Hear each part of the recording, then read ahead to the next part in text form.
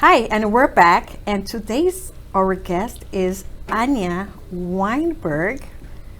And Anja, thank you so much for coming today. We're so excited to have you here. And please go ahead, introduce yourself, tell us everything. Thank you so much for having me on, Karina. I guess we need the microphone. Yes. Thank you so much for having me on, Karina and Nadinia. Nandini. And who I am is I am a wellness home consultant. I've worked in the holistic health field for over 29 years. We own a wellness center over in the East Fort Lauderdale area.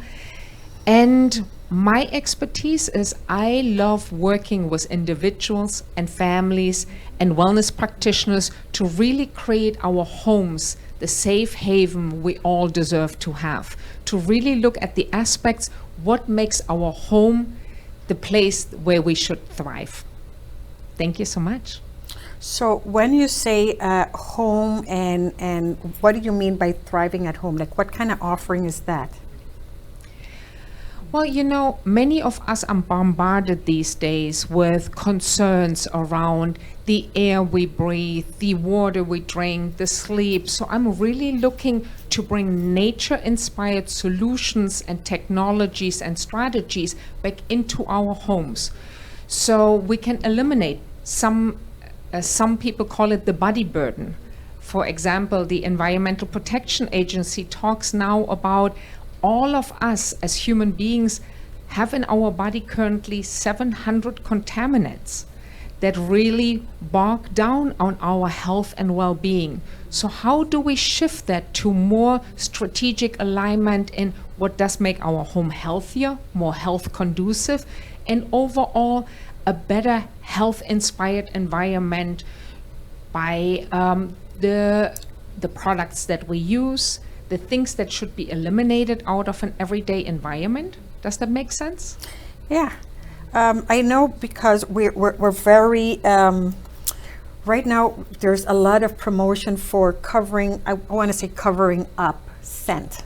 So we have, you know, the free breeze and we have candles, we have, but all of them have their own contaminants and allergens in these, right? Yes. And they affect us one way or the other. And just for an example, I one time had problems with my AC, and wasn't working. It was overheating. And when they came, they said, and they showed me the filter, and they said, "Do you light candles in your house?" And I said, "I did." And they said, "Watch the wax that was going into the system," and you know, it was just sitting there. And so I don't do candles anymore unless it's a very organic, natural type of candles, because a lot of them, it's really not good for us, and we sometimes just have it all day in the house.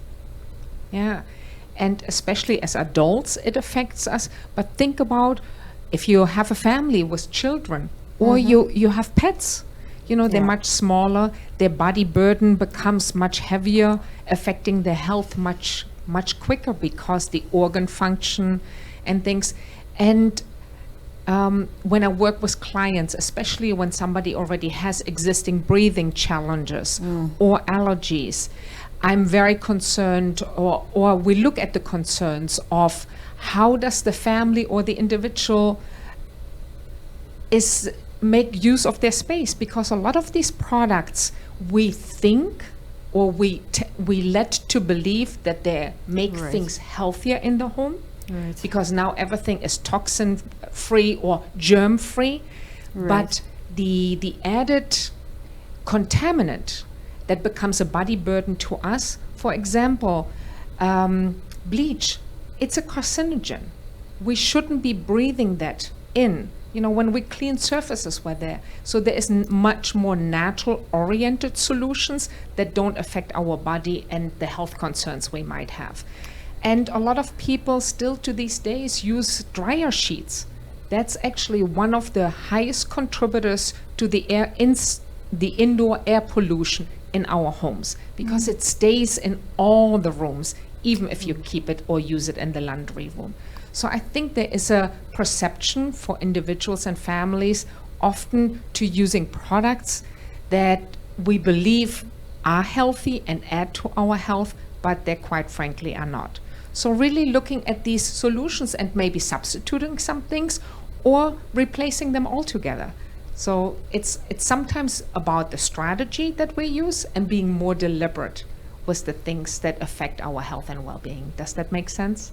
So Anja, do you actually have to go to people's house and see what's happening in there, or how do you coach someone? Yeah. You know what, that's a great question, Karina.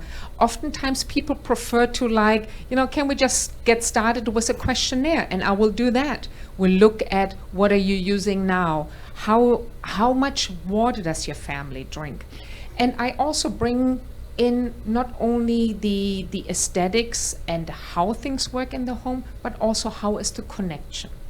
And really my company Thrive From Home really starts with the thriving from home here first. How do we feel connected with ourselves? And then we'll talk about the family.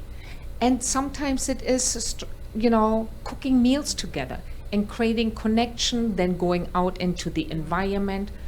How much water intake is there in the family?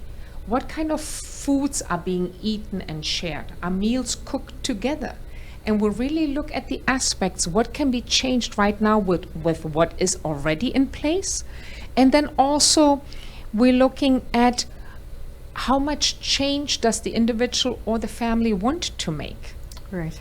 Exactly. We all know how it should be and what serves us best, but it's really much more a matter of how do we implement it in a succinct, strategic, and just get it done kind of a way. For example, I work a lot around water and concerns with water, because people buy bottled water. The concern becomes the plastic, it's not recyclable, or will plastic be recyclable? So we're looking at those things, and maybe there is easier solutions that would serve a family much better. Right. So Anja, what prompts somebody to contact you? Do you find like the majority of your clients would have a major issue, say like a child has an allergy, or somebody constantly has a cough, or who is it that would reach out to you for your services? Great questions. I do love working with fellow wellness practitioners, because they often have clients that have those concerns, where sometimes I can be a great asset to making some changes that can be implemented.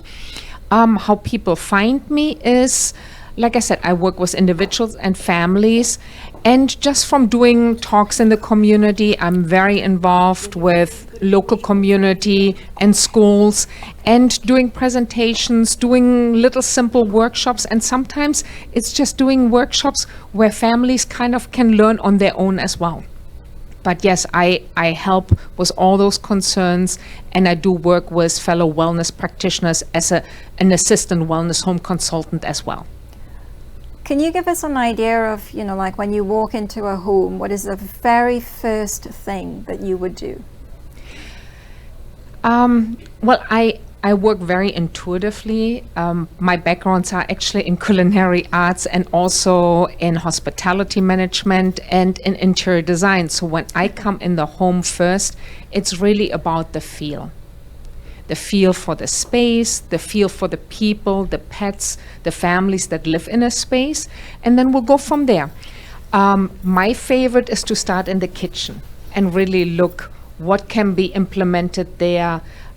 What is being used for water now? How is the consumption or the preparation of food? How is the air all together? Have you ever walked into a home and immediately you hit kind of like by a scent of, especially here in Florida, that is kind of a damp, moldy kind of experience? That's definitely something that is not health conducive.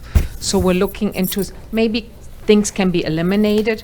There might be moisture in the air due to not ventilating bathrooms or ventilating the laundry area, things like that.